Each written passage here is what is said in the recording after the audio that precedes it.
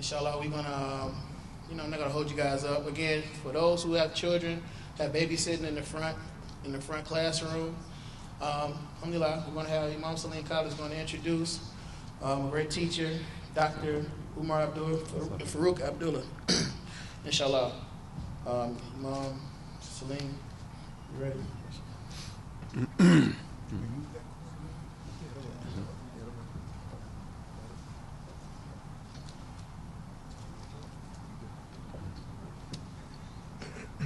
Assalamu alaikum wa rahmatullah.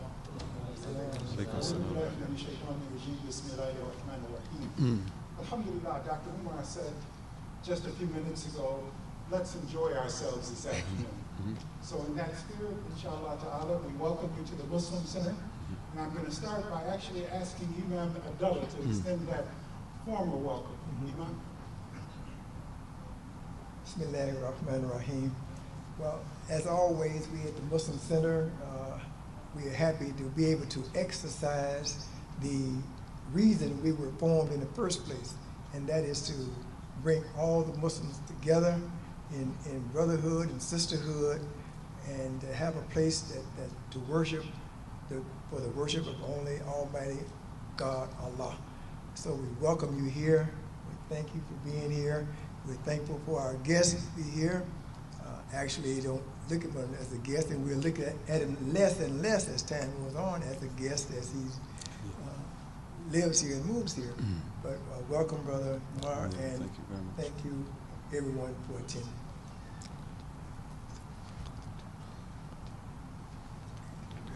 Bismillah.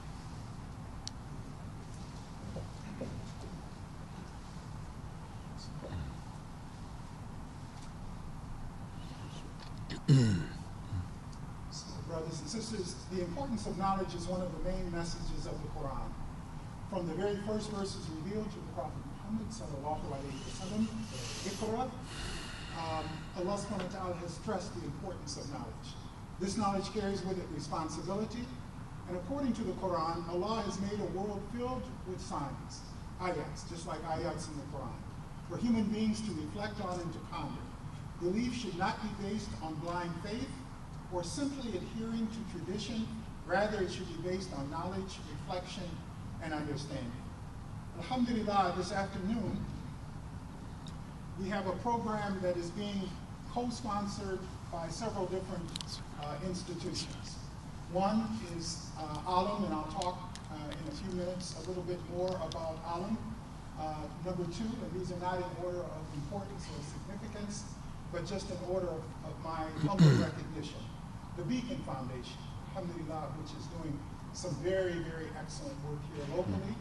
Obviously, the Muslim Center, where we are presently seated, and the Muslim Enrichment Project, affectionately known as MEP. Let me talk for a few minutes about Alam. Alam is an institution that upholds our tradition of critical thinking in Islam and seeks to empower Muslims with literacy. Their scholars include Dr. Jackson, Dr. Abdul Hakim Jackson from the University of Michigan, Sheikh Ali Suleiman Ali, Imam Munir Farid, and Sheikh Ubaidullah Evans. They were blessed to have the winter program here at Muslim Center 2 years ago, and this year they will be holding the program in Dallas, Texas, over the Martin Luther King weekend. Their annual month-long summer program is held in Livonia with a number of scholars, and in the past, Dr. Umar has taught as well. And for further information, you can go to their website, which is www.alamprogram.com for more information. Now, I know you've all come this afternoon to listen to Dr. Umar as well, so I'm going to take just a few seconds and give you a little background for those of you who are not familiar with him or who may not remember all of the things that he's been involved in both here and abroad. Dr. Umar has a PhD from the University of Chicago, after which we were blessed to have him come to the University of Michigan and teach there at the University of Michigan. He has studied for 16 years with traditional scholars of the Hijaz in Jeddah, Saudi Arabia, while at the same time teaching religion at King Abdulaziz University there in Saudi Arabia. He has done many conferences, retreats, seminars, alongside such notable scholars as Dr. Sherman Jackson, Sheikh Hamza Yusuf, and Dr. T.J. Winter, and others of the like. Dr. Umar currently teaches Maliki law at Darul Qasim in Chicago. He also teaches the Ihya of Imam al-Ghazali twice a week in conjunction with Khalif Collection and Masjid al-Qatir. So without further ado, we're going to ask our beloved professor, Dr. Umar Abd-Allah, to address us. Okay, Bismillah. Bismillah. Bismillah. Bismillahir Rahmanir Rahim. Wa sallallahu ala Sayyidina Muhammadin wa ala alihi wa sahbihi wa sallam. اللهم افتح علينا بحكمتك وانشر علينا برحمتك يا ذا الجلال والإكرام. اللهم صل وسلم وبارك على سيدنا محمد وعلى آله عدد كمال الله كما يليق بكماله. يا عليم علمنا من علمك ما ترضى به عنا ولا تؤاخذنا بما تعلمه منا. يا حليم خلقنا بخلق الحلم وحققنا بحقائق العلم. سبحانك لا علم لنا إلا ما علمتنا إنك أنت العليم الحكيم. رب اشرح لي صدري ويسر لي أمري واحلل عقدة من لساني يفقه قولي. وصلى الله على سيدنا محمد وعلى آله وصحبه وسلم. This is not the first time that I have been at this blessed mosque. Every time I have been here has been a great joy. It's always been in the company of the best of people. And coming here for me today is a joy. And the time that we have together is a pleasure. And I hope that in this time that we have together today, that we will all be free to do what we want to do. The Prophet said, sallallahu alayhi wasallam, "Atqiya'u ummati abriya min at-takalluf." The righteous of my nation, the nation of Islam, are free of formalities. So what we are going to talk about is a very important history lesson. And it's important that you understand it the best that you possibly can. And history lessons, especially like this, they involve new information. Many of you know this already, this information. But for some of you, it will be new. And taking in new information is not always easy. So you may have questions as we go through.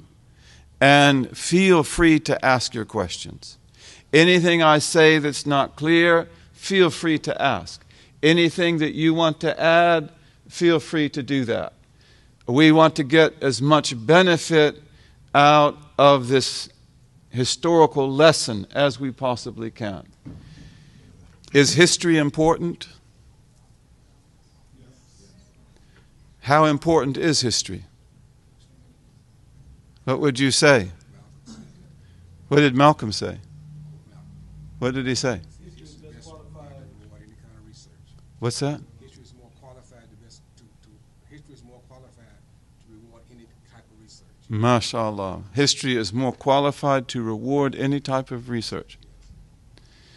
In West Africa, the West Africans say, the world is old, but the future springs from the past, like a lion.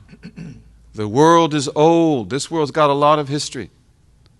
And we're going to look at some of that history today. But the future springs from the past. And you carry in yourself that history.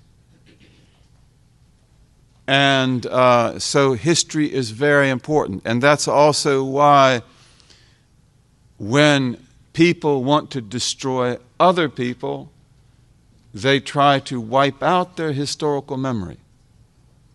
So they don't know anymore who they are. They don't know who they were. So historical memory is very, very important. And today what we want to talk about is tracing our roots, Muslims in America before Columbus. And we are going to look at a story which, in my experience, is the strongest of them all. If we want to talk about Muslims in America before Columbus, there's a lot to talk about. But some of it is easy to prove and some of it's not. So it's very good to begin where it's easiest to prove. And therefore today we want to talk about a great historical journey by sea of Mansa Kankan Abu Bakr II. And I'll tell you more about who he was. For right now, he was a king of Mali. And of course, when we say the word Mali today, you're going to think of the country Mali. But when we talk about his Mali, we're talking about most all of West Africa. That included what is today Mali, because that was the core area of the Bambara and the Mandinka, who were his main people. Although he had Wolofs, he had Fulanis, he had Serir, and he had other tribes. But these were powerful kings. These were powerful kings. The brother of Mansa Kankan Musa is probably the one that you are most familiar with. And that was Mansa Kankan Musa. Mansa Kankan Musa, who is his little brother. And the story that we're going to tell today is taken from Mansa Kankan Musa. He's the one who told us that story. So this is really interesting. And it is said, Mansa Kankan Musa told us this. He said it when he was in Cairo in his great pilgrimage, that around the year 1312 of the Common Era, that his brother went across the ocean, the Atlantic Ocean, in a fleet of 2,400 boats. 2,400 boats. And so this is what we want to talk about. And inshallah, this is a very, very important lesson, bi'idhnillahi ta'ala, and inshallah, we will find in it other things as well, bi'idhnillahi ta'ala.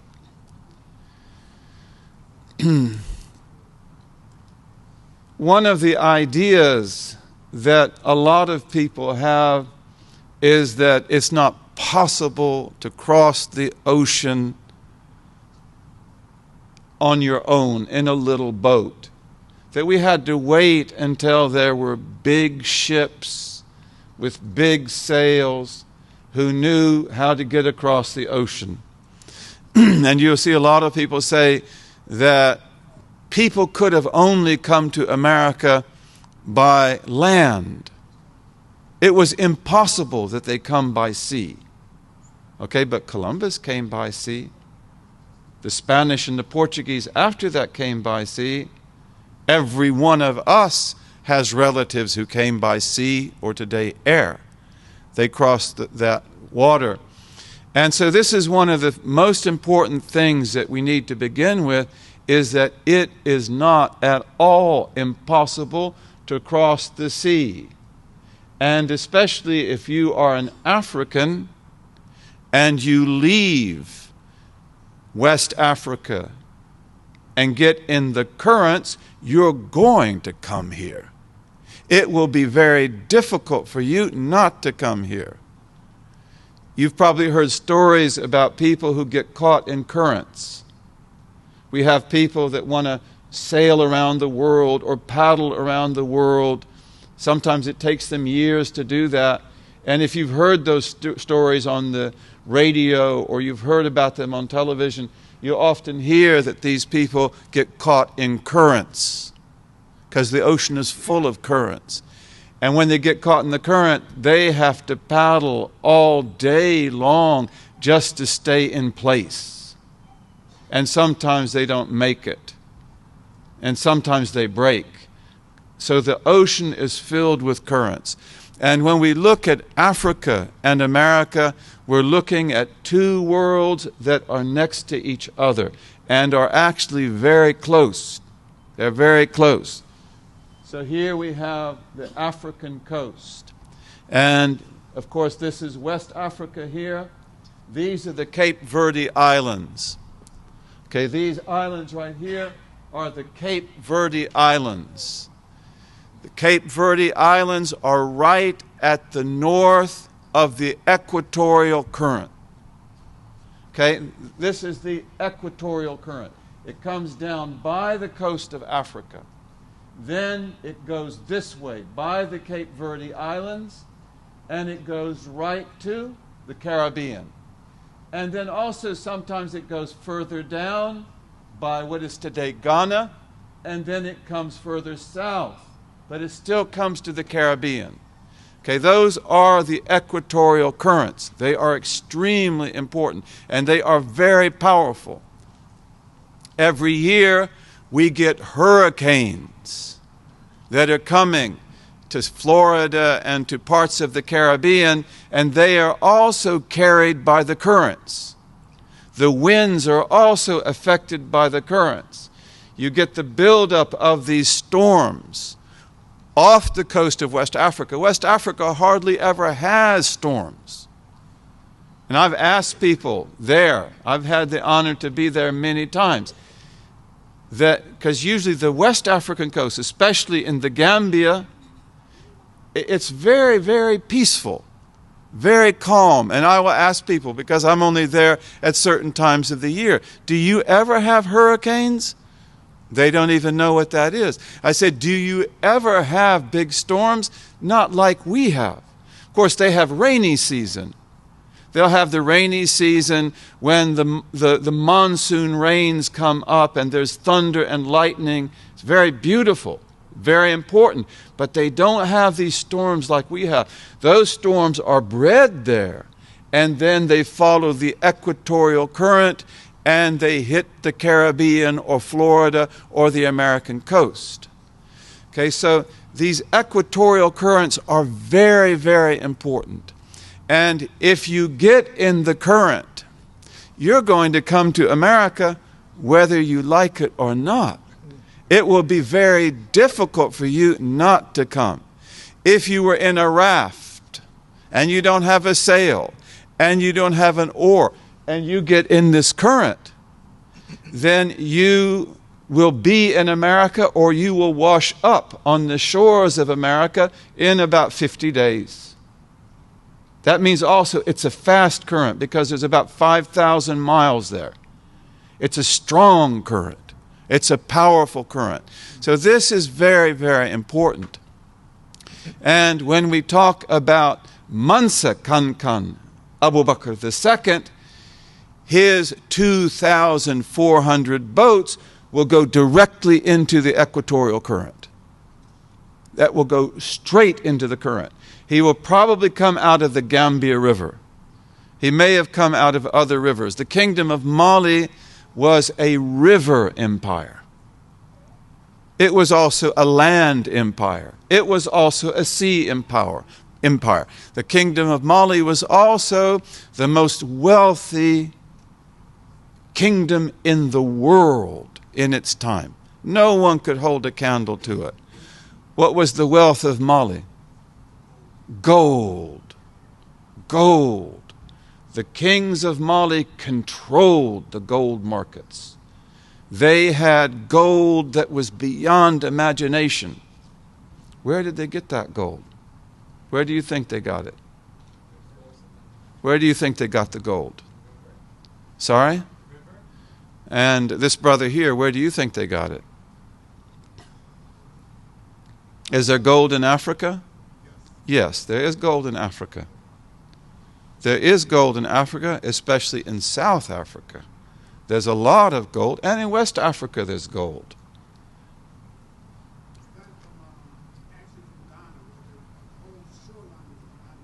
The Golden Coast, right.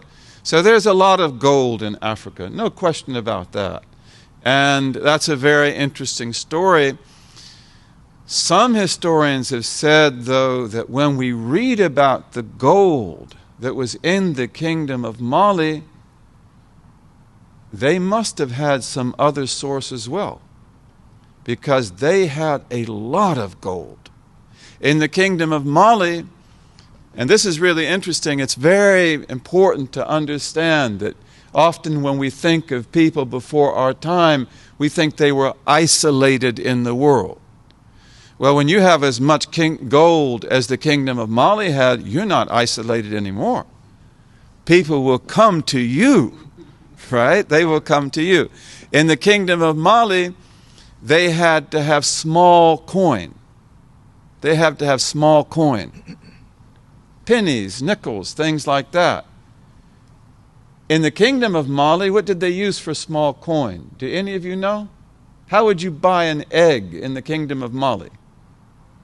Do you have any idea? Not little specks of gold, but little specks of something else. Seashells. Seashells. And the seashells they used in the kingdom of Mali, which were money. And a lot of the First Nations of this land also use seashells. Okay? But in the kingdom of Mali, the little seashells they would use came from the Maldive Islands in the Indian Ocean. That's very important.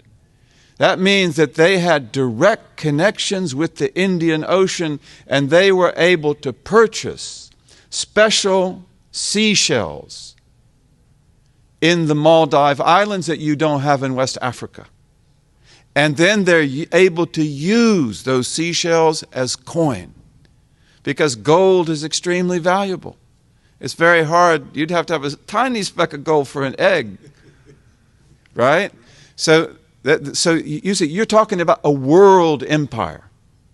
You're talking about an empire that has access to the world, and the world has access to it. It's also very interesting that in the Americas, the First Nations, they used wampum. And what was the main thing? You know, wampum is a wampum belt, right? And they sew on it valuable things. And what are some of the most valuable things you sew on a wampum belt? Beads and shells. Beads and shells. Seashells. And this is another thing that when we talk about Africa and the discovery of America, one of the points that certain scholars have made is that wampum comes from the contact area. The contact area is right here, the Caribbean, and this is southern Mexico. That's the contact area, because when you come across in the equatorial currents, that's the most likely place where you will end up. So your contact with land will probably be in the Caribbean, possibly Barbados. Barbados is a straight shot from the Gambia River, straight shot across the water. Or it might be in Jamaica, it might be in other places. Okay? But they say that wampum spreads from the contact area north, meaning also that the Native American use of wampum, it may also have come from contact with Africa, and especially the Empire of Mali that used seashells for money. Okay, so this is very important. And these equatorial currents, they were like conveyor belts. You get on that current, you're going to have a very difficult time to get out of the current. And it will push you to America. Also, you have currents that are coming from Asia. This is called the black current. And that will take you across the Pacific, and it will bring you to South America. Okay, so these currents are really, really important. And in the 20th century, there were scholars who believed very strongly that human beings had come to America also by sea. And they wanted to show that you could do it. One of the most famous persons who did that was Thor Heyerdahl. And he built a ship called the Ra, which it was a ship like the ancient Egyptian reed boats. And he tried to take the Ra from West Africa to America, but the first journey was a failure. The boat became soaked with water before he got to the Caribbean, and he had to abandon it. And then he just went back to the drawing books, because when he built the Egyptian boat, he didn't put in a certain mast and a certain rope that ties the front to the back together. So he said, let's build it again and let's do that. And then he discovered that when you do that, you don't get waterlogged. And the second time he was able to make the journey. Then he built another raft called the Kontiki, and he used that to come across the Pacific the same way. So that was a big thing in the 20th century. There were other people too who just wanted to show us that, look, it is not impossible to cross the water. So when we go into American history, the oldest civilization that we know about in America is the one called the Olmec civilization. O-L-M-E-C, like you see here. Now, the Olmecs were in the contact area. They're in southern Mexico. I'll show you. And you remember where the contact area was. This man, is there any doubt that he is an African? Not a doubt at all. Not only does he look like an African, but he is wearing an ancient African war helmet.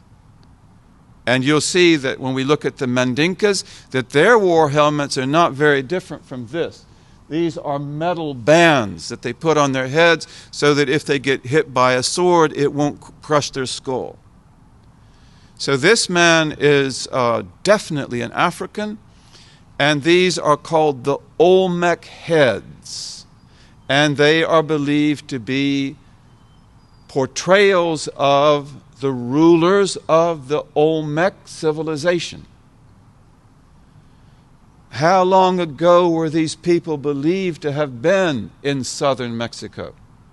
700 BC. 700 BC. That's almost 3,000 years ago. That's a long, long time before Columbus.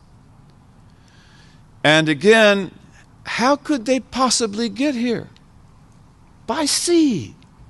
Of course, by sea. And ancient peoples, they populated the world by boats and rafts.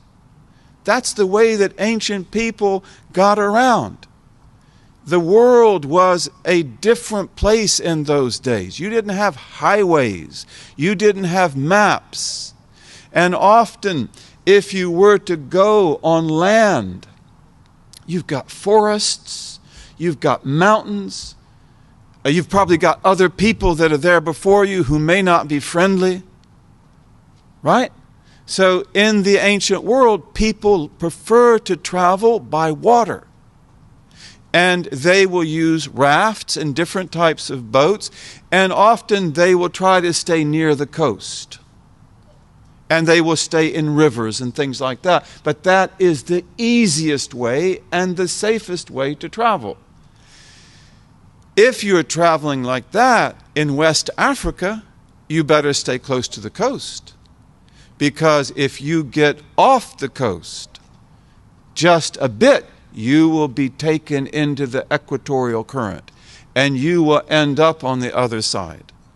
So it is very likely, and I believe that this is the case, that Africans were coming to America by sea through the equatorial currents for a long time.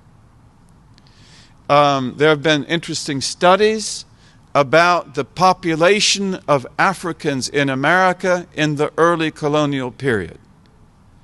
Most of us believe that all the Africans who came here were brought here against their will, having been enslaved in West Africa. That process of the black gold begins in the Gambia River in 1447, St. James Island. Okay, but some people have said that in the 1500s, when the plantation system is being established in America, the plantation system, by the way, was developed in the Crusades by the Crusaders. The Crusaders learned about sugar from us. They learned also about other things from us. But the sugar plantation, this was a Crusader development. The first slaves, they say that slavery followed sugar like a parasite, because sugar production in the pre-modern world, you've either got to pay people a lot of money or you've got to have forced labor, because sugar production requires a lot of work in 2 weeks. Getting the sugar planted, taking care of it, that's not so difficult. But when the sugar's got to be cut, you've got to cut it all as fast as you can, and you've got to boil it down while the sugar content is high. And that's the reason why they say that slavery followed sugar like a parasite. Wherever sugar went, you've got to have slaves, unless you want to pay them a lot of money. But usually the people who are growing the sugar, they want to make as much money as they can. And sugar was the big money crop. Sugar was the crop, more valuable than oil in the world today. So that's very interesting, because when the Europeans discover how to get across the ocean, the first thing they do is set up the sugar plantations. They did not develop those sugar plantations here. They had them already developed, a whole culture of bookkeeping and everything connected to the sugar plantations, but they've got to have labor. They've got to have strong labor, and they've got to have slavery. They tried to enslave the First Nations, and that didn't work very well. And then they go to the black gold, people that are very strong, very powerful, people who already know how to grow these crops they're growing anyway. That's a big story. And that's a story that you know. That's a history that you carry in yourself. It's a very important part of human history. But what a lot of historians are saying, that if we look at the black population in the Caribbean, and the Caribbean is mostly black. Have you been to Barbados? Barbados is 99% African. Have you been to Guyana? Guyana is pretty much like that too, except that it has a lot of Indians who were brought there for sugar in the 1850s. So what some people are saying is that there were too many blacks in America in the 15th century for them all to have come here by slavery. Especially because the old slave boats, they didn't bring the same number of slaves. Today we have the picture of these capitalist slave boats with hundreds and hundreds of slaves lying down next to each other and enchained. Okay? In the beginning, that's not so common. In the beginning, most of the slave boats are going to be 15 people or 20 people or 30. And usually they're going to be young people. But as the money develops and the capitalist dimension of slavery develops, and they have to have this labor, then they will develop these kind of ships. Okay, so that's an aspect of it. But when Kunta Kinte was brought to America, and that's a true story, and I know the village of Kunta Kinte, and I've been there, I know his people. They tell the story a little bit different than Alex Haley told it. And Alex Haley has those roots. May Allah have mercy upon him. I had the honor to meet him before he died. He was a Mandinka, no question about that. But the story that the West Africans tell about Kunta Kinte is a little bit different. It's a little bit different. But when the ship he came over in, there weren't that many slaves. Going to be maybe 24 or something like that. And anyway, this is very significant. This is an African. There is no question about that. And this African could certainly be king. If he told me I'm your king, I don't think I would say anything. You know, it's like, you better listen to what I say. You better obey. Then look at the other Olmec heads. I wish I had a better picture for you. Okay? These are the 17 known Olmec heads. They're really interesting. Do you see any of those who look like a European? Do you see any of those who look like a Native American or Chinese or Japanese or Phoenician? Those are Africans. Those are Africans.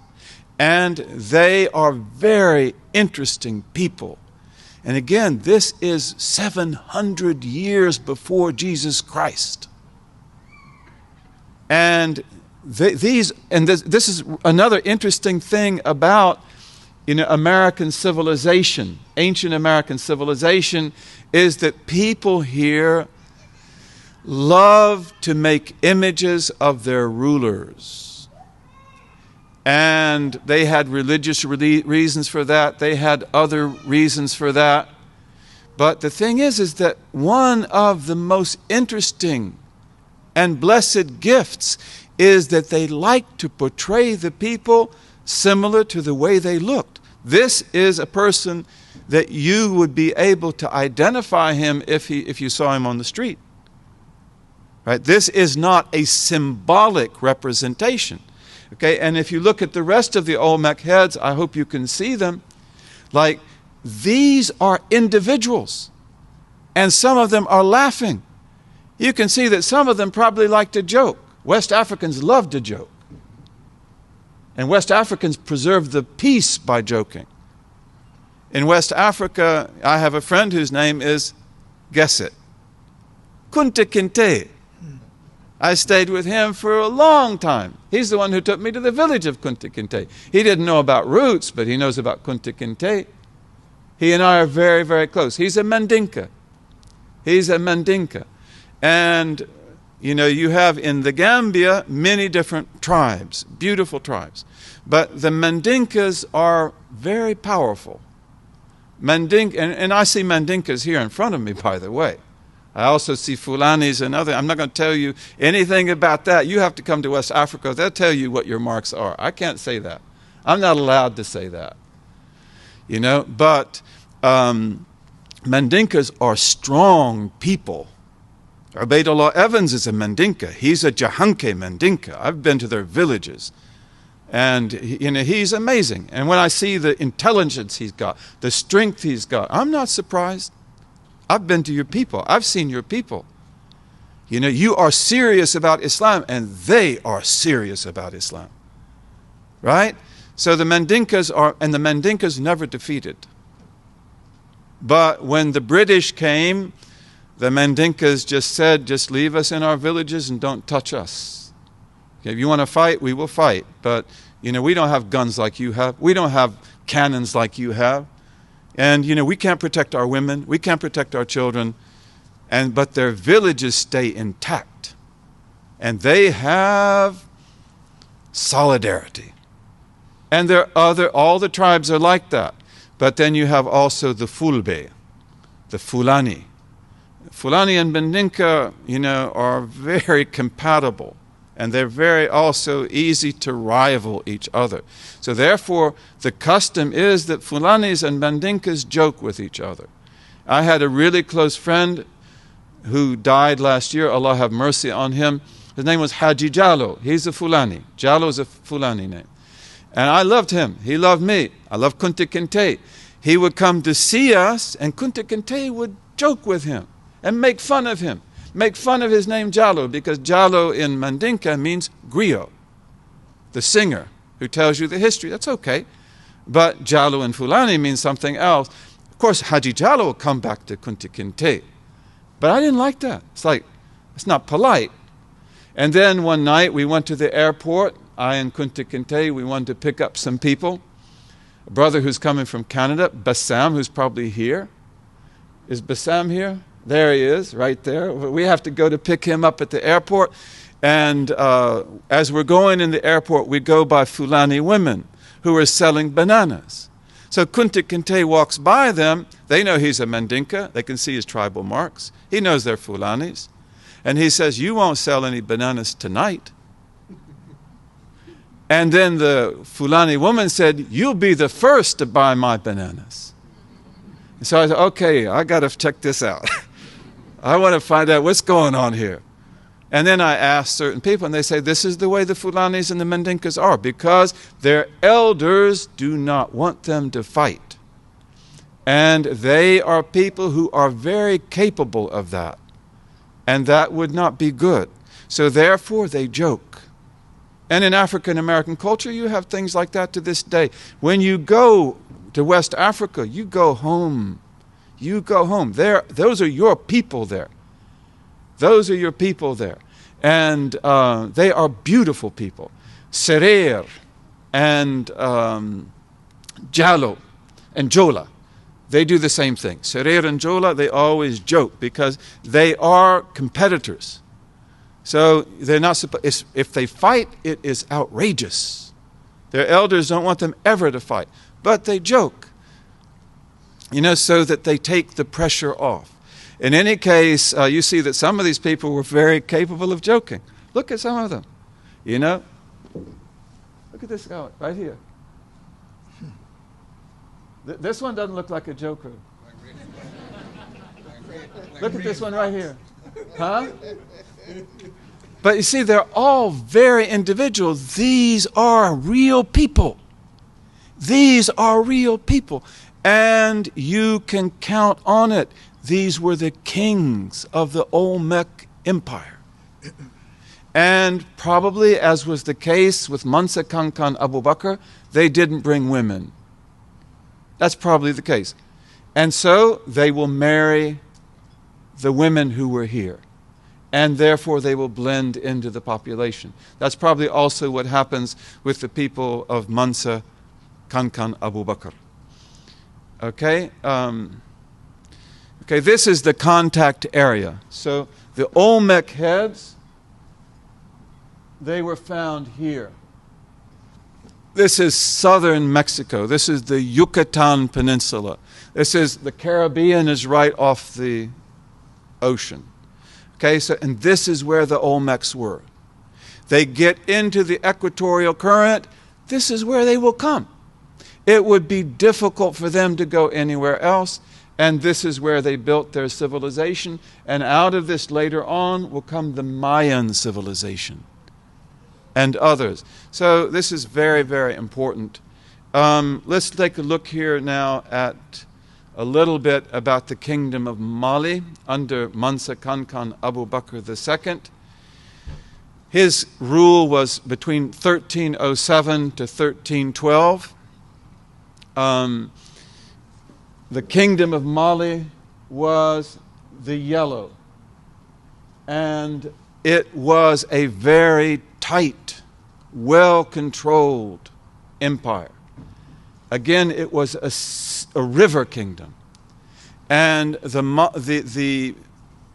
Malians, the people of that empire, they controlled the rivers, and they policed the rivers, and they had what are called power canoes.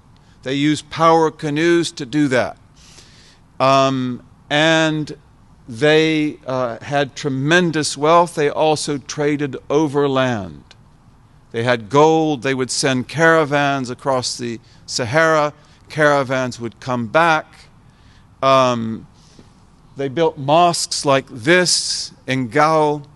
And in fact, one of the kings of Mali went to pilgrimage, and he brought back, after pilgrimage, Spanish Muslim architects, Andalusian architects who were really good builders. And he asked them, he said, I want you to build me some mosques. But he said, I don't want Andalusian mosques. I don't want Spanish mosques. This is not Spain. I want African mosques. I want mosques that fit in here. And so they developed this kind of architecture which had been there before and is one of the great beauties of West Africa. Okay, do you have any questions up to this point? So then let's look at the account. This account is an account that is written in Arabic. This is actually the manuscript that it's written in. It hasn't been published, and it is by a great historian whose name is Shihabuddin al-Umari. Shihabuddin al-Umari. And he got information from Mansa Kankan Musa after the pilgrimage of Mansa Kankan Musa. Mansa Kankan Musa, the brother of Abu Bakr, was a man known for his piety. He loved Islam. And his soldiers were also great soldiers. Do you know what kind of clothes the soldiers of Mansa Kankan Musa wore? Does anybody want to guess? Coming from West Africa. What do you think they wore? What kind of clothes did they wear? They had lots of money. Would you want to take a guess? Anybody want to take a guess? Huh? Persian brocade. Persian brocade. Where did they get it from? Persia. Where do you think they got it from? Yeah. And to this day, I mean, one of the things about West Africans, the Gambians are the ones that I know the best. They are very clean people. Very clean people. And they love to dress. Dress is very important for them. They dress beautifully. They dress beautifully. Once I went to a Jola village, and the Jola are extremely honest people. Kunti Kinte told me, he said, if you drop your wallet in this village, a Jola village, you can come back next week and pick it up. It'll still be there. Nobody will touch it. They won't do that. Jola are like that. They're very honest. And I went to a Jola village. It was very beautiful. But they're poor. And they sacrificed a goat for me. And they also brought me fresh cow's milk. Okay. I should have paid more attention to this so it doesn't do anything funny. But and the cow's milk is really good, raw milk, but clean, good for your health.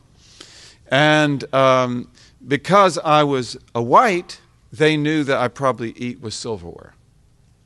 So they brought me the silverware in a beautiful basin of clean water so that I take it out of the water.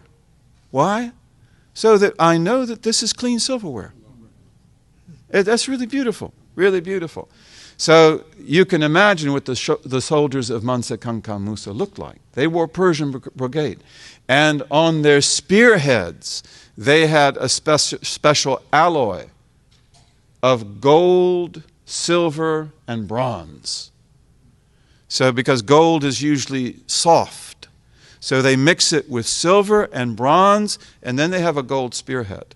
And of course, they can also melt it down and get gold. So it's a way of carrying gold with them as well. And when Mansa Kankan Musa came to Cairo on his way to Mecca, he caused inflation for 15 years. He had so much gold. And he was also generous with his gold. Yes? Thank you very much. Just a question so that I understand. Was it a completely independent state, or there was like Andalusia and then Khilafah somewhere? What was the dynamics between them? Okay, that's a very good question. Thank you very much. So at the time of the Empire of Mali, Muslims around the world have been broken up into little principalities. Okay, there is no big state anymore. the Muslims in Spain and Portugal are divided into little kingdoms, which unfortunately fought against each other. And the Muslims of North Africa and elsewhere are also little kingdoms fighting together. It's an important period of our history. At that time, you have other people who are developing political power, such as, for example, the Ottoman Turks. But they're just beginning. They're just getting started. Okay, so that's the time of Mansa Kankan Musa. So there is no caliphate. And he is completely independent. He is totally independent. And again, they are so wealthy that they're very well known. And people want to go there to see them. So let's see what this says. Mansa Kankan Musa told Al-Umari, our king, Abu Bakr II, his brother, did not believe that it was impossible to reach the furthest limit of the ocean sea. Okay, my brother did not believe that it was impossible to cross the Atlantic. Why didn't he believe that? That's a very good question. And also, when Abu Bakr did not believe that it was impossible to cross the Atlantic, do you think that was his personal secret? No. This is one of the things that I learned in the Gambia, that everything he did was done in public. Everything that he did was done with counsel. Everything he did, he took the opinion of other people. So unlike Columbus, who will basically do his journey on his own and think it out and try to get some people to give him money, this is a work of the state. And Mansa Kankan Abu Bakr is talking with his brother Musa, and he's talking with others. Okay, and it's like, I know we can cross the water. That's what he believed. Okay, so how do you know that? And like, is that something that you've known for a long time? For example, the Olmecs who look a lot like you, did you learn that from them? How long? This is very important. We have to study these things. Okay, so he said that our king did not believe it was impossible to go across the ocean. He wanted to do that. He wanted to attain the sea's most distant limit and fell in love with the idea. He prepared 200 ships and filled them with men, warriors. An equal number of ships he filled with gold, water, and provisions, enough to last them for years. Okay, now what's he going to do? These are power canoes. They're big. And he is going to outrig them. Do you know what an outrigger is? An outrigger? It's a really big thing. An outrigger is when you take a canoe or a boat and then you lash it to another canoe just like it. So you've got two canoes. It's like two pontoons. Okay, they do that. They do that also in the Gambia River. For example, if they're going to cross the river, there are parts of the river is 19 miles across in places. And you have also dangerous animals in the river, the most dangerous being the hippopotamus. More dangerous than a crocodile by far. And the hippopotamus is also territorial. So the hippopotamus will attack your boat. And if your boat is outrigged, then it's hard for him to turn it over. If you've got a canoe, you're in the water. But if you've got that canoe outrigged, lashed to another canoe, then it's difficult for him to do that. He can throw it up and it will come down, but it's hard for him to turn it over. And often they will have, one of the boats will have in it the women and the other will have the men. And they can cross the river like that safely. So this is probably what he's doing here. He's got it outrigged. One of the canoes will have warriors in it. Okay, and they can use sails, but they also use paddles. And that's very important because to get to America is not difficult. They just get into the equatorial current. You don't even have to paddle. If you paddle, you'll go faster. They don't even have to use a sail. If you use a sail, you'll go faster. And the winds are going to usually blow that way. How are you going to get home? Very important. That's when you need to have power canoes. And you have to go north of the current. And then you can get your way home. You can paddle home. That's very important. So he prepared 400 ships for this purpose. And one ship will be warriors, the other one will be gold, salt, water, and provision. And one of the things that is done in West Africa, especially on the shores, the north shore of the Gambia River, also the south shore, is dried meat. They are masters at drying meat. And people say they've been doing that for a long, long time. Again, dried meat is what you need. Then you can take that and you can have it for a long time. Salted meat, smoked meat, dried meat. So they're going to also have that. He said to the travelers on them, "Do not come back until you have reached the furthest limit of the sea, or your provisions and water have run out." They left and were gone for a long time. Like, you have to cross the water. Then you come back and tell me. Okay, then King Abu Bakr. Okay, so, and anyway, I shortened the story. The story says that one of the boats came back. It didn't cross the Atlantic. And then Abu Bakr asked them, "Why did you come back?" And they say, "We lost the group." And the way they describe it indicates that the group got into the current before we did.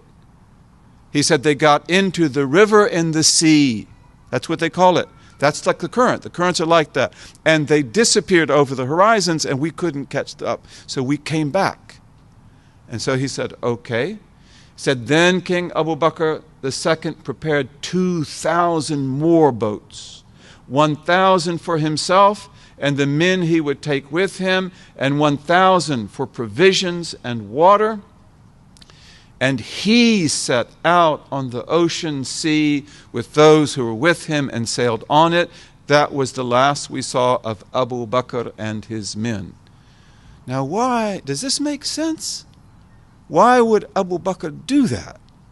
He is the king of Mali. He is very powerful. Why would he do this? Very, very good question. At-Taghri-Berdi, who is another historian, I haven't seen this account, but a Moroccan brother told me he read it. He said he read the same account in Taghri-Berdi. And Taghri-Berdi said that Khan Musa said that we would bring gold from the other side of the sea. And I think that that is the secret. Because Africa has lots of gold. It's true. It does have lots of gold. But America has lots of gold. And when the Spanish come here, what are they looking for? El Dorado, the land of gold. Where is El Dorado, by the way? Guyana. Guyana, which is a virgin land today. Guyana is a beautiful country. South America, off the coast of Trinidad. Almost all the people live on the coastline. They are 12% Muslim. They are 12% Muslim, but when you go into the forest, you know, there's jaguars there. There are other things there, but and that's probably where the gold was. And there are other places too. There are a lot of competitors for El Dorado, but some Muslim historians, they believe that Muslims were coming here getting gold. And they believe that the West Africans did it, and they believe other people did it too, like the Andalusians as well. And they did other things. They got other things. Maybe we can talk about that more if it's interesting for you. But he's got to have a motive. You're not the king of a great empire who's got everything that money can buy, and you're going to send 2,400 boats across the Atlantic and go yourself? And your brother agrees that you go. And again, he didn't do this. This wasn't like he was a crazy man. This was state decision. These were the kings and the princes of Mali. And they consulted the seers. They consulted the African seers. And you have them to this day. And they consulted the sheikhs as well. That what is your opinion about this? Is this wise to do? Is it beneficial to do? So this is very interesting. So he says at the end of this, that was the last that we saw of Abu Bakr and his men. Okay, well, take another look. Take another look. These are clay statues from ancient America. We call them technically terracotta, terracottas, burned clay. These are figurines, statuettes that were made in old ancient Mexico around 1300 and let's say 20. Around that period, the same exact period that the fleet was sent out. Okay, and this man here, you can tell what he is. First of all, he's wearing compound earrings. And compound earrings were worn by the Mandinka and the Bambara, and probably other tribes as well. So he's got compound earrings. He's also got a Mandinka helmet. He's also got other marks, and when I showed this to some of my beloved brothers in the Gambia, they said, Donso. Donso. He's a hunter. This is a hunter. Okay, now what does that mean? What does that mean? The hunter, Donso, is a special person. Because not just that he's a hunter, but that he has gifts, like some hunters have. That the Donso can take you into the jungle and bring you out alive. The Donso knows where the snakes are and what kind of snakes they are. This brother's a hunter. I know that. And he can tell you about this. You have a sense. The Donso also knows, should you go by land or should you go by sea? The Donso also knows where the lion is, and where the leopard is, and where the baboons are. He knows that. So the Donso is very important. And this statuette shows that this Mandinka Donso, he was probably one of the leaders. We don't know his name, but he was probably one of the leaders. And you can go to villages this day in Senegal and the Gambia and in Mali where Donsos can produce this same kind of dress. They do that they have certain festivals where they will do that. So this is really important. And who is this beautiful man right here? Do you doubt that he's a Muslim? Do you doubt he's got a turban on? That's a Bambara. That's a Bambara. If you ever saw a Bambara, that's a Bambara. I showed a picture to this wonderful woman who knows the tribal marks of Africans. I showed her a picture of Noble Drew Ali. Some of you know who Noble Drew Ali was. May Allah have mercy on him. Moorish Science Temple. She said, Bambara. That's the first thing she said. Bambara. That's a Bambara. Okay, this man's also a Bambara. And Bambaras are strong people. Bambaras are very strong people. And this would be the core population that was probably in those boats. Okay, so we see those faces today. And these were works of art that were produced in ancient Mexico a long time before Columbus was born or his grandfather was born. Okay, so these are almost certainly people that were on the voyage. We can guess that. That's not absurd to guess that. Okay, and inshallah, it's a great, I believe, blessing that Allah has preserved for us these terracottas. They were found in the National Museum of Mexico. in the basement, in a box. And I can tell you the person that found them. And you have a lot of statues like that. And here's another one. Again, this man also looks like he's from Mali. He looks like a Malian. If you go to Mali, you will see a lot of people that look like that. He might also be one of these people. He might be one of their children. But this is another one of those mini terracottas. And he's got his hat on as well. And there are a lot of these. Not just 3 or 5. There are a lot of them. So this is a very, very important thing to study. How are we doing for time? We're okay? Yeah. So now let's just close. Bi-idhnillahi ta'ala. All of you've heard of Cortez. And you've heard also of Pizarro, as they say in Spain. The conquistadores, the conquerors, who conquer the Americas. That's an interesting thing to talk about. Cortez conquered Mexico City, Tenochtitlan. That's like 1519, 1521.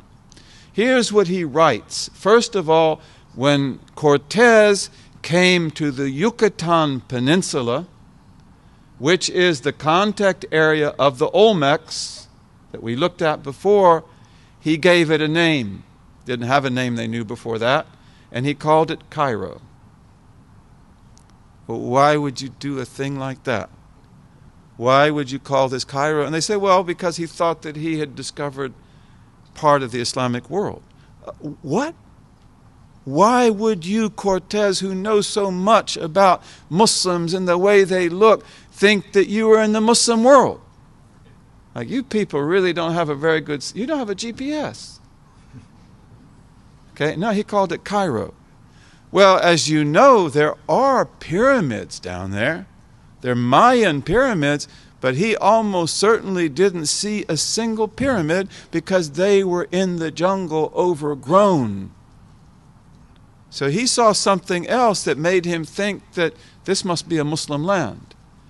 All of those Spanish, when they came here, Columbus included, they always had an Arabic translator on board so that they could try to use Arabic as the language of communication. Then when Cortez conquers Tenochtitlan, Mexico City, he says in his book, in this great city there are many mosques. In this great city there are many mosques. Houses of idols and many beautiful buildings. Of course, he didn't know what he was talking about, right? And this is what our historians say, because all of our historians have read these passages. Pizarro will say the same thing, that wherever he goes, even in Peru, he found Muslims. In Venezuela, they found Muslims. The Spanish in New Mexico, in the 1700s, wrote that the Apache Indians were doing jihad and that they had mosques in their camps. Well, you know that can't be true. What was wrong with these people? What was wrong with these people? It's like they got Muslims on the brain, right? But this is one of the interesting things about America, is that when the Europeans came here, history was basically wiped out. And one of the main reasons, as you probably know, was because of disease.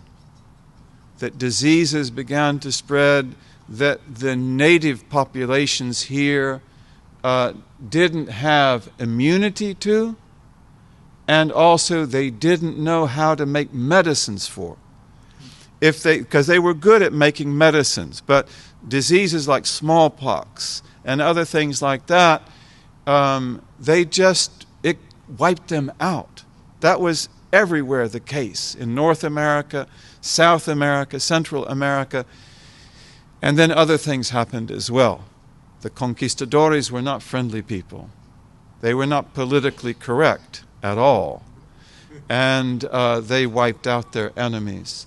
So the thing is that when we talk about North America, Central America, South America, and the Caribbean, before Columbus, we don't know a whole lot about what was happening there, because usually the slate was wiped clean.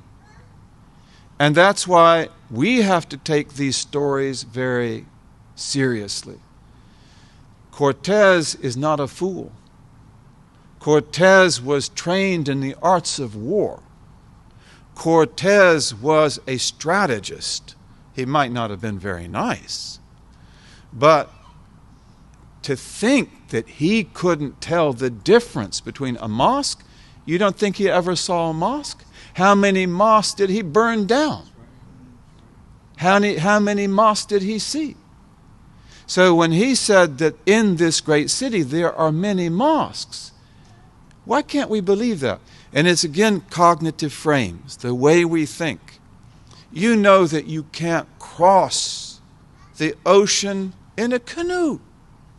You cannot cross the ocean in a sailboat. It's impossible. And therefore, nobody came to America by sea. So that's why if we want to tell this story, the first thing we've got to do is show you that you can come by sea, and in fact that it happened. And in fact that it may have happened most of the time without people intending to do it, but then in the case of Mansa Kankan Abu Bakr II, he wanted to do it.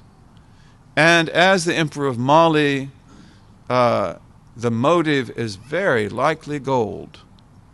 It's very likely gold, because they control the world gold market. They controlled it. We had a beautiful conference in Spain in 2009 that was about the Moriscos. How many of you know what a Morisco is?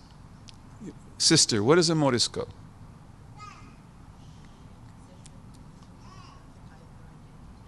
After the Inquisition? Yeah. And that's what a Morisco is. So before the fall of Granada, there were millions of Muslims everywhere in Spain and Portugal. Millions. Millions. They were the majority population in many places. They were the heads of a great civilization. Okay, as the Crusades conquer northern Spain and middle Spain and southern Spain, they're very careful not to touch the Muslims, because if they do that, it's going to be very hard to fight. So every time they conquer a Muslim population, they will basically say that, you were good to us. Everywhere that the Muslims ruled the Christians in Spain and Portugal, they had bishops that went to Rome. They had nuns and priests. They had the whole 10 yards. Okay, they had everything. So they said, you were good to us, we'll be good to you too. You can still be Muslims, you can dress, you can sacrifice your animals, you can teach your children, but do not aid and abet the Muslims who are fighting us. Put down your weapons. If you do that, there will be trouble. That's the policy they followed. Okay, so then when Granada falls, you've got millions of Muslims everywhere in Spain and Portugal. You've got them even up in the Pyrenees Mountains, everywhere. And they're very important in the economy. And then after the fall of Granada, then the decision is taken that we are strong enough now, all you people are going to become Christians. All Jews will become Christians. All Muslims will become Christians. All Christians will be Roman Catholic. No Nestorians, no Jacobites, nothing else. Okay, and then they are forcefully converted. Okay, once they are forcibly converted, then they are watched by the Spanish Inquisition. Okay, and that the last Muslim who was burned at the stake in Spain was in 1837. 1837. But they had to hold on in secret. They had to hold on in secret. And a Morisco is the name that was given to people like that. But then again, history is very important. You have to wipe out this historical memory. So in the 1600s, the Spanish banished from Spain all Moriscos. Banished. That's a sad story. There are a lot of sad stories in history. There are a lot of tears in history. There's a lot, of injustice in history. And they banished about 2 million. Was that everybody? Never. Never. But after the banishment of these roughly 2 million Moriscos, there are no more Moriscos in Spain and Portugal, right?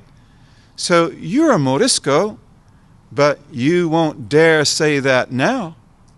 You know that, but if you tell that to anybody, you're up in front of the Inquisition, and you will be put to death, and your family will be ruined. Okay, because you have lots of Moriscos left. Okay, but it's like you will forget about that. You will never remember that. You will never remember your ancestry. And, you just are one of us. You're one of the Crusaders who conquered this land. And don't tell anybody about your background. Don't tell anybody about your history. When I was in Spain the first time, you would see people there that that this is a Syrian, this is a Yemeni, this is an Egyptian. This brother named Yahya Molino. Molino is a very common Mexican name. Molino is a very common Morisco name. So he became a Muslim. His brother Abdul-Khabir became a Muslim. His other brother became a Muslim. All three of them became Muslims. They took me to see their grandmother. Wallahi, she was an Egyptian. She was so Egyptian, you expect her to say, Izayik. An-Naharda. Right? She was 100% Egyptian. And so I asked her in Spanish, do you know your ancestry? What do you think she did? She looked at me like, you don't have any manners at all? And she left the room. And she didn't come back. She didn't come back. And she looked at me like, I thought you were my friend. I thought you were my friend. And she left the room. And then Yahya said, let me tell you what you just did. He said, let me tell you. He said, I want to tell you what happened just now. Because he said, we were brought up that if anyone asks you your ancestry, you don't say a thing. Because if you tell them your ancestry, you're up in front of the Inquisition. You will be destroyed. So the only person who will ask you your ancestry is your enemy. That's very interesting. A lot of Mexicans have that too. I have met Mexicans who say, I've told them the story of the Molinos, and they say, that's the same way in my family. You don't talk about your ancestry. So history is a really interesting thing. And people who have great history, and you all have great history. And as the West Africans say, the world is old, but the future springs from the past. You've got that in your blood. And this is one of the wisdoms of Allah in the trials and tribulations of the past. Is that inshallah the lion will spring into the present bi'iznillahi ta'ala. Yes, brother. Alaikum salam.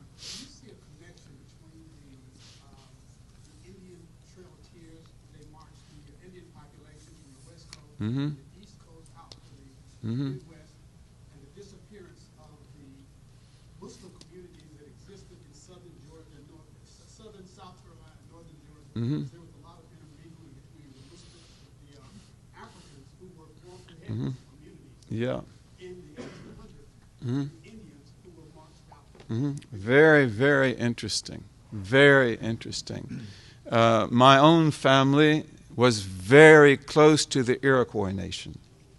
Very close. So, like, I have feelings about things like this. And a lot of African Americans are Cherokee. My wife is very much Cherokee. She's also African American, but she's very Cherokee. And the Cherokee and the Iroquois are the same people. They speak the same language. Just the Cherokees were in the south, the Iroquois were in the north. And these are interesting people. Very interesting people. Sequoyah was one of the great chiefs of the Cherokee nation. Have you ever seen a picture of Sequoyah not wearing one of these? He always wears a turban. He always wears. Why? And who taught you to tie that turban so well? And there is a brother who is of Cherokee background, whom I know. His name is Abd-Allah. His mother belongs to the Wolf clan. The Wolf clan are shamanists, meaning that they are the seers. And he told me, he said, my mother's clan has told me that we were Muslims, but we kept it hidden from the white man. We did not let that be known. When they wanted to know about Cherokee religion, then we told them about old Cherokee religion. Is that true? Is that exaggerated? I can't say, and we have to be really careful to study these things well. In the history of the Iroquois nation, you have the story of Deganawida. Deganawida was a Huron. The Huron also belongs to that same people. They're very powerful people. They're very dangerous people. They're very good fighters and they're very good at strategy. The Hurons are very difficult to control. But Deganawida was a Huron, and he believed in the oneness of God. But he was chased, he had to leave the Hurons. They didn't accept him, and so he went to what is today New York State, and there he encountered Hiawatha.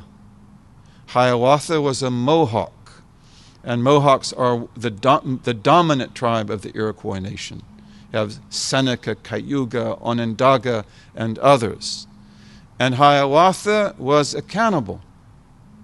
And Hiawatha had long hair, and he put snakes in his hair.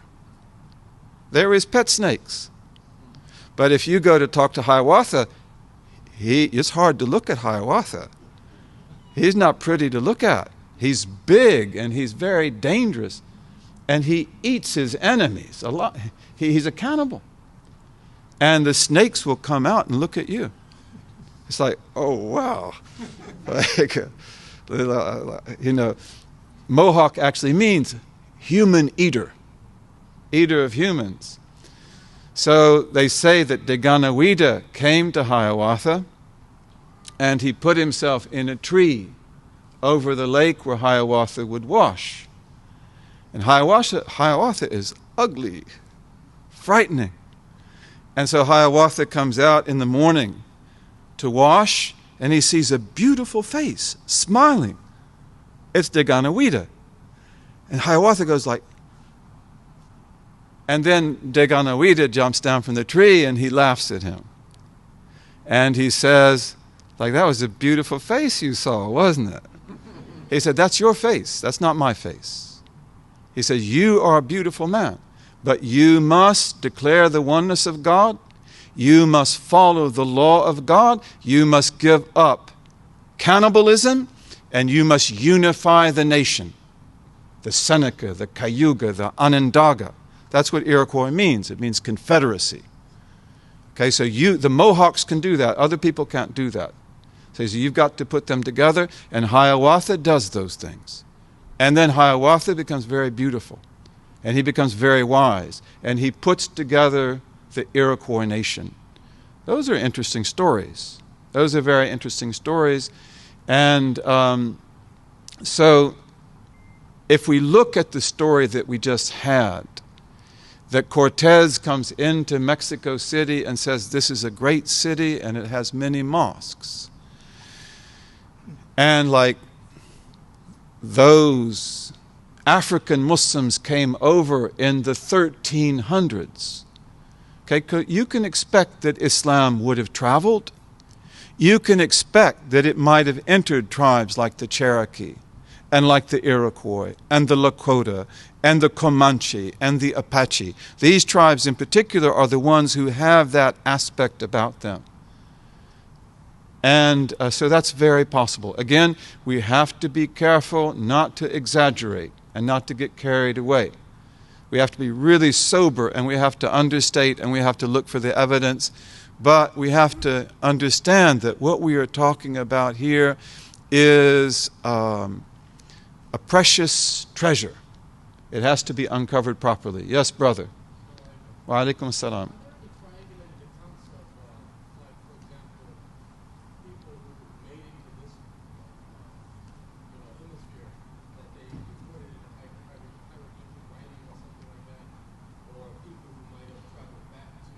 Mm-hmm. Mm-hmm. Yeah. There are stories like that. The brother's asking, are there stories of people going back home? Of course, here in the United States, you have the story of Ayyub ibn Sulaiman. He was a Fulani, and he was a great scholar, and he is able to go home. And then you also have Prince Among Slaves, Ibrahima. So Ibrahima is also able to go home. I believe that he was able to take his wife. He was not able to take his children. So you do have people that went back home. About that, I don't know. But I expect so. Because if indeed Africans were coming here for gold, they're definitely going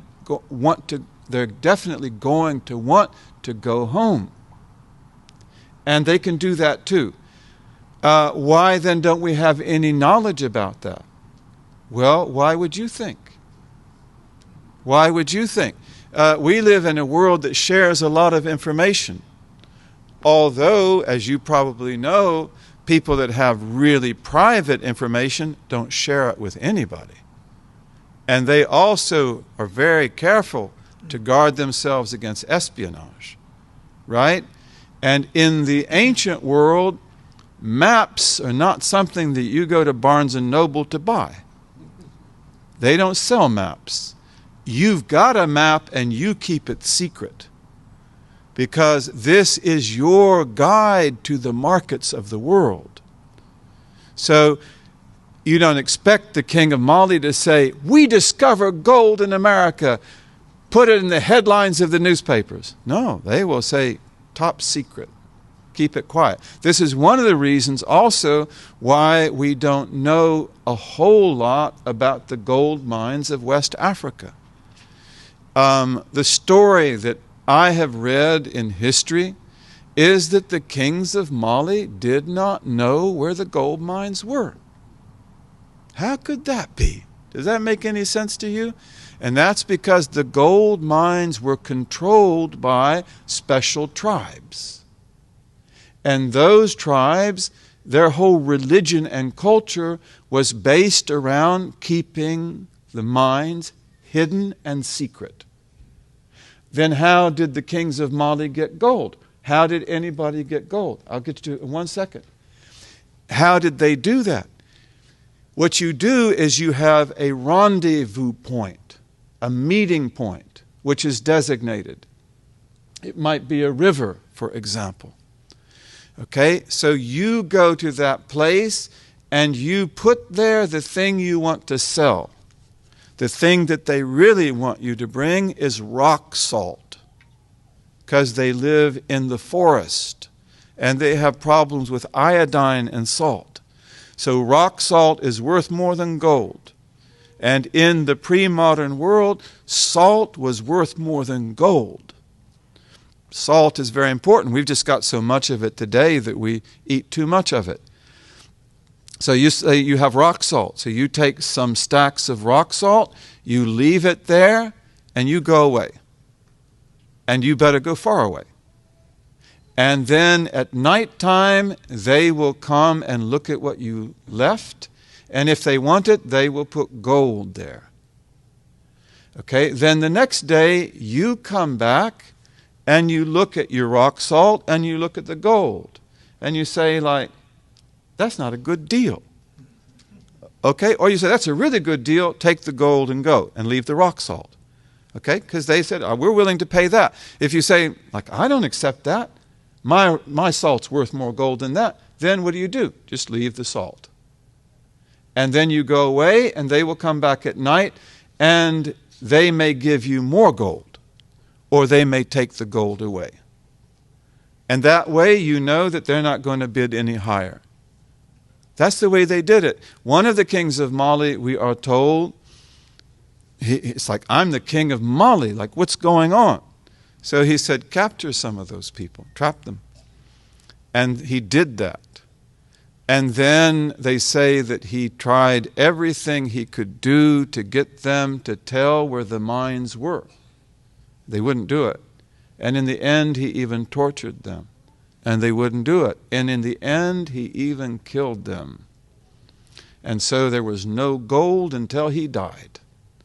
As soon as he did that, those people would not give any gold anymore until he died, and then peace was made. So this is the important thing, is that in the old world, people kept secrets. And if you knew how to get to markets by sea or land, or you knew where the gold mines were, you didn't publish that in books. That was top secret. So they kept these things secret. And therefore you can imagine that they would go and come and not tell anybody. This is what the Arabs were doing in pre-Islamic history. In pre-Islamic history, the Arabs learned the secret of the trade winds, the monsoon winds. So they would go from southern Yemen to East Africa. And in East Africa, they would get treasures. And then when the winds blow north, they will come back. And they will also take the same winds to India, where they get treasures. And when the winds come back, they will come back to Arabia. And then they send this wealth overland through caravans. And those caravans made lots of money. They were very wealthy. But the Greeks and the Romans and others, they never knew the secret because it was kept so well. And for that reason, they would call Arabia Happy Arabia. You know, because it's got all this stuff there. If we could only get into Arabia, the problem is the desert and also the people who live in the desert. They're not going to let you come. Okay? But they say, if we could only get there, we would have gold and silver and frankincense and myrrh. Most of that stuff's not there. They're getting it by sea, but they won't tell you. That's a secret. And, you know, the Prophet said, sallallahu alaihi wasallam, al-majalisu bil-amana. He said that whenever we sit with each other, not like this is a public lecture, but, you know, when your friend sits with you to tell you a secret, or your sister sits with you to tell you her problems, you cannot tell other people that. And one of the sunnahs of the Prophet is learning, sallallahu alaihi wasallam, to keep secrets, not in order to manipulate people, not in order to trick people, but in order to protect ourselves. Ista'inu ala qada'i hawaijikum bil kitman, the Prophet said. Seek help in fulfilling your needs by secrecy. If you have a big business idea that you want to do, you're going to keep it secret. You will only share that with certain people whom you trust, whom you expect to help you and to work with you. Right? And a lot of us today, we don't know that anymore. We talk about everything. The Israelis used to say that you don't have to be much to be an Israeli spy. They say all you've got to do is be able to pay the cab fare. Because you go to most of the Arab countries around them and you can get people to talk. oh, so-and-so's an officer in the army, and you know what he told me? And do you know about the weapons he says we've got? And do you know what we're doing? And they just say, write it down, write it down, pay the cab, give him a tip. And this was one of the great things, that we didn't keep secrets. We didn't keep secrets. Brother, did you have a question? Two things. One, I don't know if it was a set time for Salah or it's time for Salah to house. So the thing I wanted to say was that there was a person by the name of Abdul-Rahman that was sold into slavery, and he was from one of those tribes that you mentioned. I think it was the Barawa or something like that. And he came here in America, and he used to pray, and they used to see him praying, and he kept himself from other people. And he stayed in America for some time, and he got married, and he saved his money. He kept writing letters to the British embassy, and they finally allowed him to leave, bought his way out of slavery, and took his family back to Africa. Mm-hmm. I remember his last name. I've seen his name. MashaAllah, MashaAllah, MashaAllah. Jazakallah kulli khair. And we're going to pray. I think that the brothers here felt that we would pray at what time?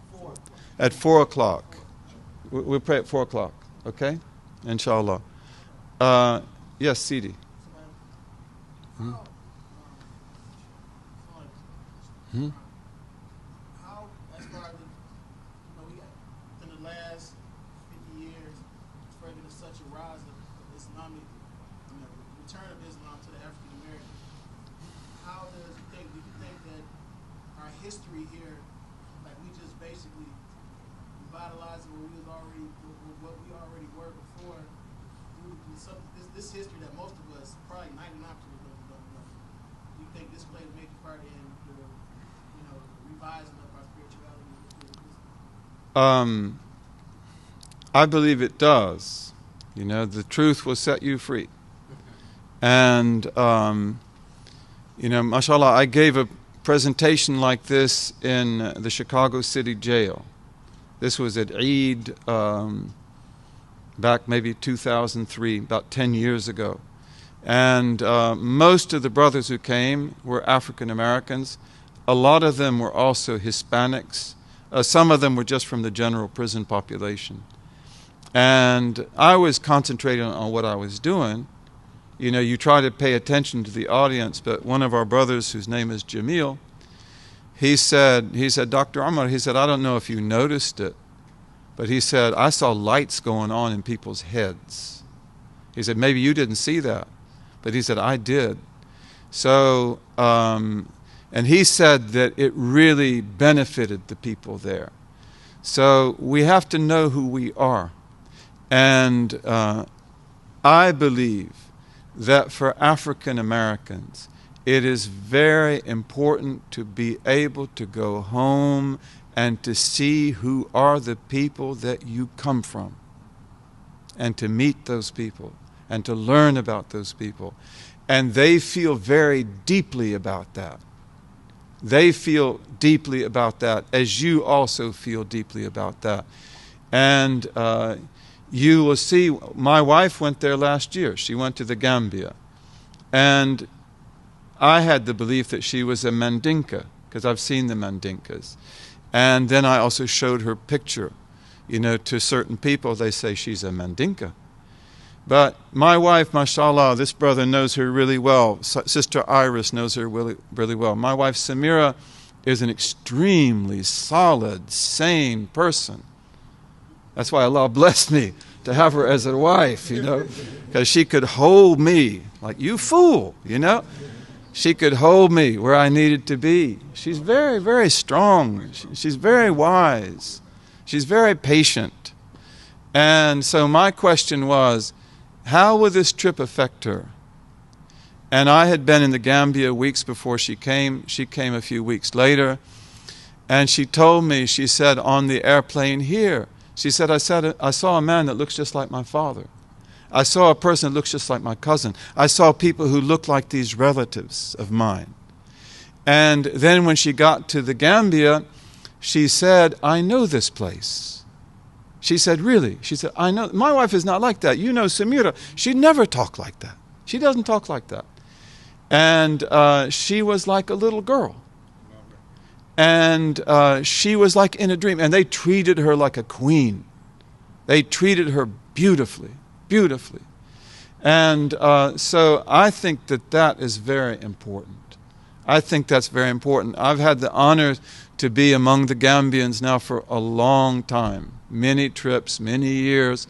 And then after a while, I begin to see the faces. And if I go to Hyde Park, it's just like, you see, these are Wolofs. This is Serer. This is Mandinka. You know, and Fulani, Fulbeys. The brother walked in the mosque the other day that you expect him to speak Fulani. He looks so completely Fulani. And it's hard for me to believe, like, your family's been here for how many 100 years? You know, so I think this is very, very important. Very important. And, you know, a continuity is a big thing. Roots are continuity. And we need to establish those roots, bi'idhnillahi ta'ala. And of course, teach Islam the best that we can do the best that we can do, bi'idhnillahi ta'ala. That's the way I feel. And I really hope and pray that someday we might see all of you over there. You know, to come and to see these beautiful lands. Visit the village. You'll see your people there. You'll see them. And they will welcome you. They will welcome you. Yeah. On kind of on that similar topic, I wanted to know if you perhaps think or have looked into whether or not there's an unbroken link from Sunni Muslim Africans to Sunni African Americans today. Because often the narrative begins with the Nation of Islam, and they talk about Lord Muhammad, and they say many people think that he himself was a Muslim immigrant from South Asia. So but Brother Drew Ali was before then, and I've always wondered if there was an unbroken link between them, or if there could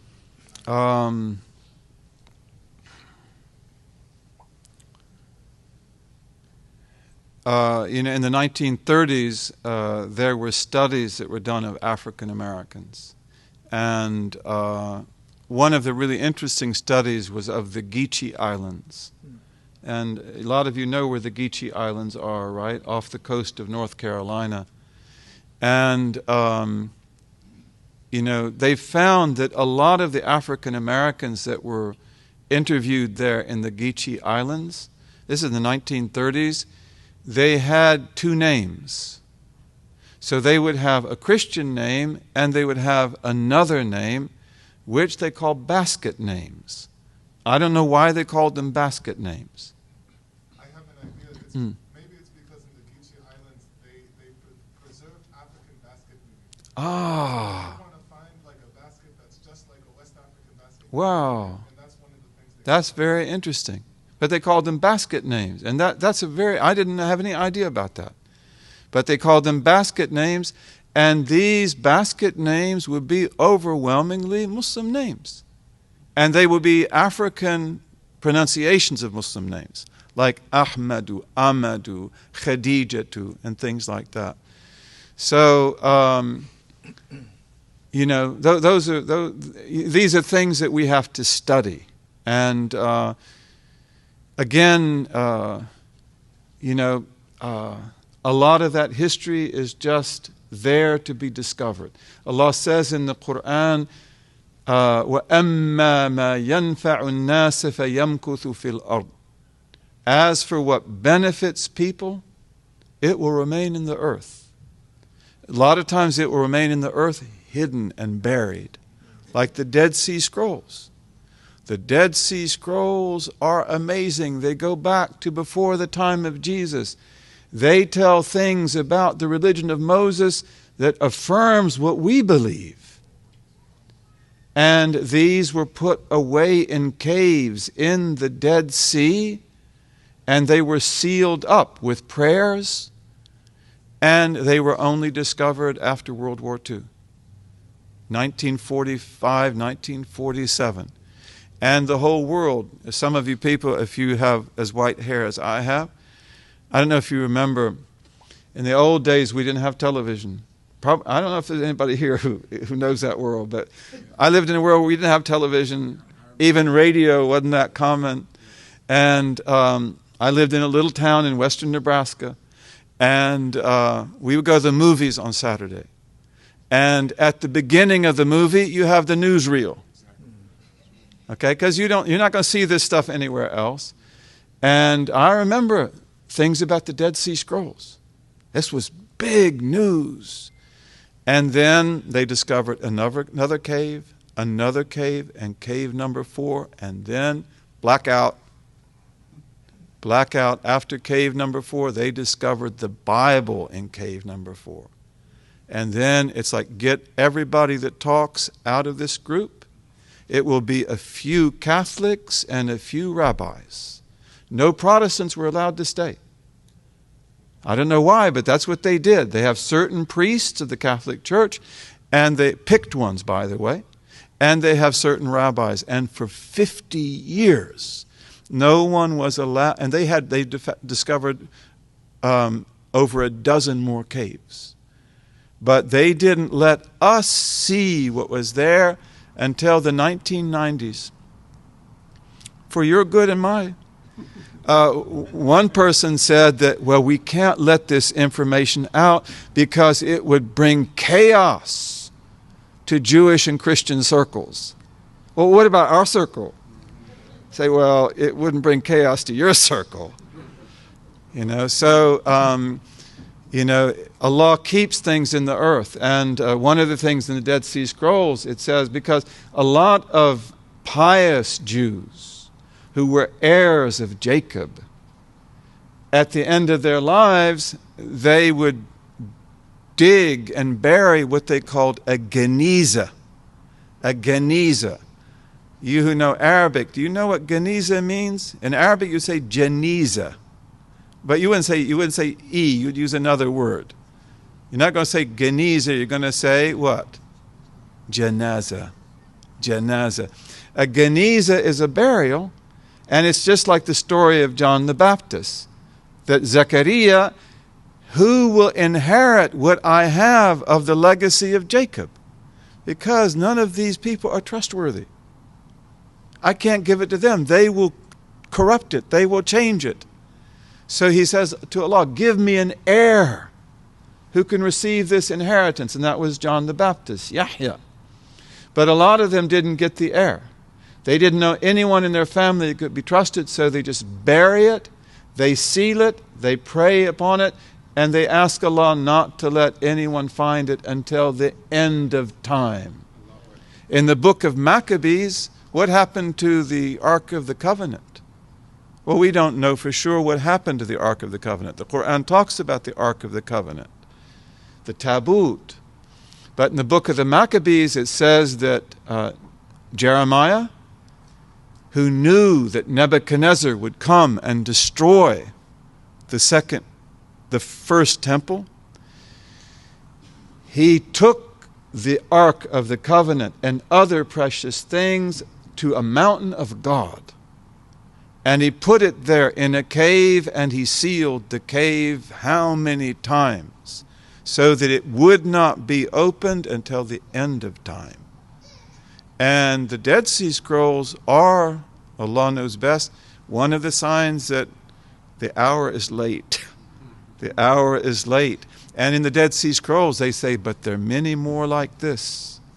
There are many more like this. So Allah keeps things in the earth, and seek and you will find. Seek and you will find. And I believe that our history is there, but our history is hidden, protected. And inshallah, may Allah give us the keys to bring it out. And one of the things I love to research, it's one of the things I was trained to do.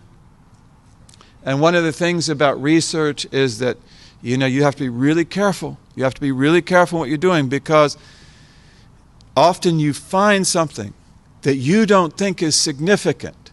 You better pay attention. For example, the First Nations of this land. I don't like to call them Native Americans. They're First Nations. They were the First Nations, the Iroquois, the Cherokee, the Choctaw, the Creek, and the others. These are First Nations. But the First Nations had dogs. That's the only domestic animal they had. Do you know anything about a Cherokee dog? Have you ever seen a Cherokee dog? A real Cherokee dog, because I have. They don't bark. Native Americans had what are called barkless dogs. Well, what in the world is the importance of that? Let me take you to West Africa. Because in West Africa, the Mandinka dog, which is a very intelligent dog and is used to protect the children, I've seen it. The Mandinka dog is a barkless dog. Okay? Does that mean that it can't bark? No, I know a little bit about dogs. You know, dogs speak language, and my father and my grandfather, they taught me how to read that language, otherwise you're going to get bit. You better know what it means when he puts his ears up and what it means when he puts his ears down. Okay? So it's like, I know I can do certain things to this dog. I was once in a field, beautiful field, in the center of Gambia, and they're beautiful children, and they had a little Mandinka dog. He's not little, he's about this big, like a coyote. And what's he doing there? Protecting the children, of course, because there might be a snake, there might be a scorpion, there might be a baboon, there are other things. So he is guarding the children, and he doesn't make a sound. And I know they're barkless dogs. I've been told that. Then I come up to see the children. They want to see me. Oh, wow. It's like, you better be careful. This dog's ready to attack. Because that's what he's doing. He's watching me. And I know if I do the wrong move, he's going to be on me. Because he has got to protect the children. But then in another situation, I made a fast move at him like that. He went, wah, wah, wah. So, okay, you can bark. I thought you could bark. But the thing is, he's trained not to bark. You see, he's been bred not to bark. Why? Because in West Africa, you need a barkless dog. Because most of West Africa, especially the land of the Kingdom of Mali, it does have big forests. It does have jungles. But also most of it is savanna. It's open land, sort of dry land. And at night time, there are elephants, there are lions, there are leopards, there are also marauding tribes. You don't want the dog barking like a fool all night, because it will give away your village. The Native Americans, the First Nations, they don't need barkless dogs. They live in forests. They could use a dog that barks, so they can find, where is the village? I need to get home. I'm lost in the forest. So these are really interesting things. And, that's why we have to study really carefully. And inshallah, may Allah give us the keys to discover the treasures of the past, the treasure which is in you, the treasure that is in you. The world is old, but the future springs from the past. Let's stop now, and inshallah we make salat. اللهم وفقنا لما تحبه وترضى واجعلنا من عبيدك السعداء وأمتنا على كلمة الهدى علمنا ما ينفعنا ووفقنا للعمل بما علمتنا به واجعل ما نحن فيه خالصا مخلصا لوجهك الكريم يا رب العالمين. اللهم اجعل تجمعنا هذا تجمعا مرحوما وتفرقنا بعده تفرقا معصوما لا شقيا منا ولا محروما آمين آمين آمين يا رب العالمين.